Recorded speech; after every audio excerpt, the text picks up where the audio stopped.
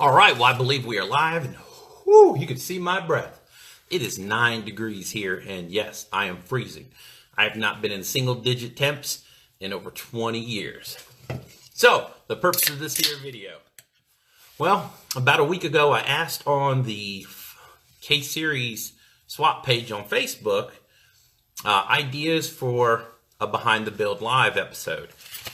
And, well, we didn't get a lot of participation. My Facebook people, you get beat by our Instagram followers, so I may ask there from now on. Because, well, Joe, congratulations. You've won by default. I'll be sending you your own BVMotorSports sticker. I'll PM you for details on your address and whatnot. So, what is the question that we're going to be covering today? Well, Joe asked, why K-Series? Well, that's an easy one, actually.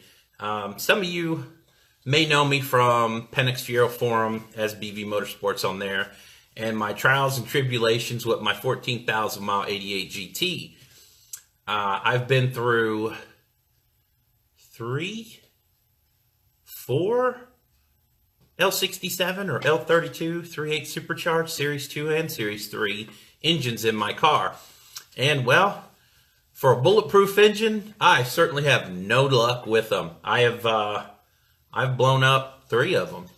One was completely my fault. I own that one. That was a really stupid mistake, and I'm not going to tell you how stupid I was, but something so simple, catastrophic engine failure. I looked into, I pretty much washed my hands of that. I mean, the car made, when it worked, it would break flywheel bolts. And then I came up with the modification to do the M10 by 1.0 flywheel bolt upgrade, and that solved the flywheel bolts backing out or snapping off in the crank. That's what cut our dyno sessions short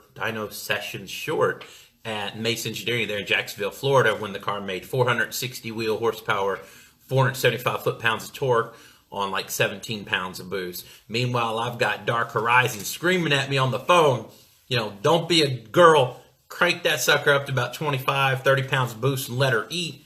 And that car would have made 5, 6, 700 wheel horsepower, who knows. But of course, the flywheel bolts backed out, and that was the end of that day.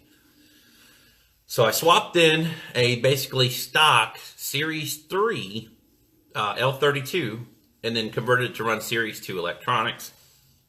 I was having some problems because when we, I was having some problems with the shifter cables, and I met the guys at Euro Pacific Auto to see if we could come up with a shifter cable relocation. It wasn't a problem when the car was turbocharged, because the wide pipe and all that moved the turbo and the exhaust away from the shifter cables. So once we started using the stock 3800 crossover pipe, the shifter cables were dead in the way. It was basically, no air gap, and it melted a shifter cable. So I went over and met Antonio and Dave at Euro Pacific Auto, and we came up with, which is now for sale, the F23 shifter cable bracket kit with the bushings and all that, sold every one we made. So that started our relationship. So while we were there, that's when I found that Antonio is a Honda guy and big into Hondas. And we were talking about the problems I was having with my 3.8 and all that. And then he just kind of offhandedly said we should put a K-Series in it. And man, I grew up around Hondas back in the day. They were sticker charred, they had 3 feet tall spoilers, slammed to the ground, they made a whole lot of noise, but they didn't go anywhere. So that's my experience with Hondas. All noise, no go. Well, apparently things have changed over the years, and now they're making crazy power, and they definitely perform well. So after bickering back and forth for about 2 weeks, we decided, you've taught me about them. I believe what you say about them. Let's do it. So I pulled the trigger and picked up a 2005 Acura TSX K24A2 with the matching 6-speed. Luckily, Antonio already had the whole setup unmolested, just sitting there in the corner of the shop. I bought that from him. I sold the 3800 swap out of my 88 as a turnkey swap. Some guy drove down, picked it up, off he went. So he's got a complete setup. And that's what funded my build to get it going. Now, the agreement was with Antonio, the car could not make less power at the wheels than the turbocharged 3800. So that's where we came up with it needs to make a minimum of 500 at the wheels on a completely stock internal Honda K24A2. Now, we did put ARP head studs in, and we did put in an upgraded 4-piston racing modified Honda oil pump because it is going to be turbocharged. So we were on a stock springs, which those will get upgraded at some point. But everything else is completely stock. And of course, it'll have a PT6266 turbo strapped on. We're running the twin discs ZE clutch, 1000cc injectors, and I think water to air intercooling. And I think that's basically it. And why'd I go with K24? Well, no replacement for displacement. It was the largest capacity Honda 4-cylinder, so that's what I went with. I tried to talk Brian into doing the same thing on the Blur sitting back there, and I had found him a K24A2, but his was out of a 2008, so it had the better cams, springs, and it was the more desirable of the K24s. And it was going to end up costing about $2,200 shipped, which wasn't bad at all. We got to see the video of it running in the car right then and there. But understand at the time, you know, $2,200 was a lot to spend at once. Then I happened to find that red Integra from the part 1 or part 2, I think it is, that already had a K20 in it. And I went and looked at it. And the price was good on it. It was like, I think $1,500 or something like that. And so Brian's logic was, well, we'll take what we need out of that car, sell the rest, and make some of his money back, recoup some of his money. That car was a flaming piece of shit. And you can see that in part 1 or part 2 of the K-swap in the Blur. So fast forward a few months later, the market finally improved enough to where I had to sell the marital property per the divorce agreement, and I had to move. When I left, the parts car Fiero and that piece of shit Integra were sitting in the front yard with the titles taped to the windshield, waiting on them to be picked up by a tow truck. I got a lot of shit over that by the homeowners association, but I was moving, so who cares, right? So the Honda went to Antonio, and he pick some odds and ends off the car and so on and so forth.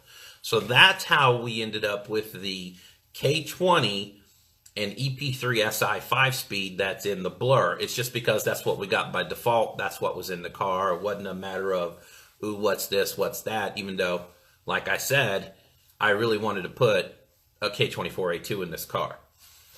So because of that choice, it's ended up costing Brian a lot more money than it would have spent if he would have went with the K24A2. But it is what it is. That's what we've got, and that's what we're working with. Let's see. That is running a competition clutch, hyper single, good for 500 at the wheels, which I'll believe it when I see it because that's a 7.5-inch clutch. Think about that. 7.5 inches. It's a lot of power mid-engine through a little tiny clutch like that.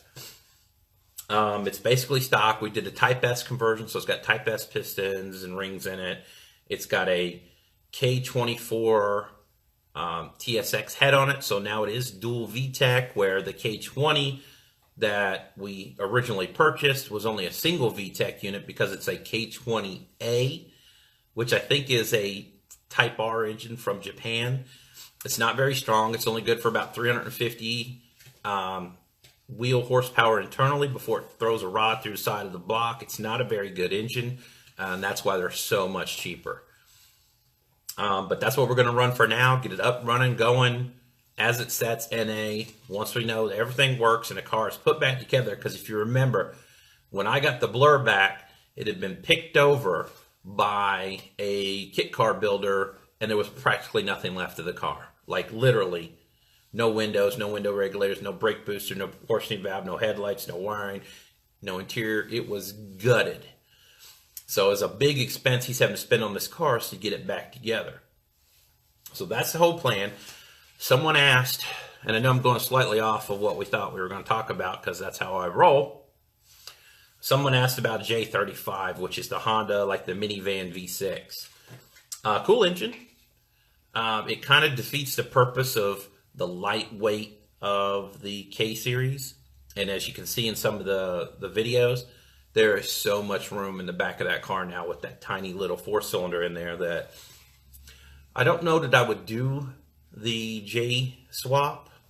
I mean, if somebody wanted me to do it, I would, but I don't know that I would go that route for myself personally. Yeah, I don't think so. So, yeah, that's where we're at. That's why we made the choices that we made and why we went the way we are. My build is significantly different than my son's. I think I made some better choices financially. Sorry, B. But I think either way, they're going to be pretty sweet. And I do honestly believe this will become the new darling swap of the Fiero community. You know, we first started out with the 3.4 pushrod. Then it went to the 3.4 twin dual overhead cam, which is in Garth's car that I built. Then it went to the Cadillac 4.5, 4.9 V8, which was also in the Blur. And then eventually to the 3800 Supercharged, which is right now is the darling of the Fiero world. There's a great engine. If you leave it alone internally and don't do dumb stuff like I did on mine, it'll be awesome. But I really think for the weight and the performance potential and aftermarket support, nothing's going to beat the K-Series. If you're in the 3800s, I've built a mini. They're a great engine, and it should have came in the car from the factory. However, the aftermarket support for those engines is dying off rapidly, and parts are starting to get harder to find for them, or you have less options, and therefore the prices are starting to creep up. And that's why I honestly think the Honda, hands down, will become the new go-to swap on the Fiero. Plus, I don't know if I put it in the video, but when I picked that engine back up from Mike at Car's Garage, when he did the Type S conversion and the TSX head on it, I picked up the complete long block out of the back of the Fiesta, walked into the garage, and put it on the engine stand by myself. Let's see you do that with a 3.8 or 3.4 or any of the other engines that they put in the Fiero C-Stage. You're not going to do it unless you're like the Hawk.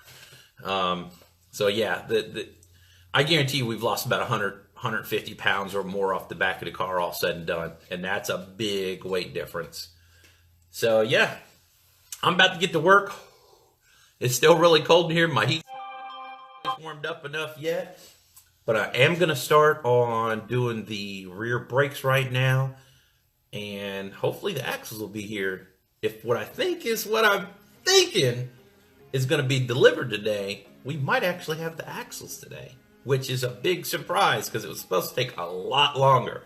So, but you'll have to see that in an upcoming episode of the Honda K-Swap. Thanks for tuning in.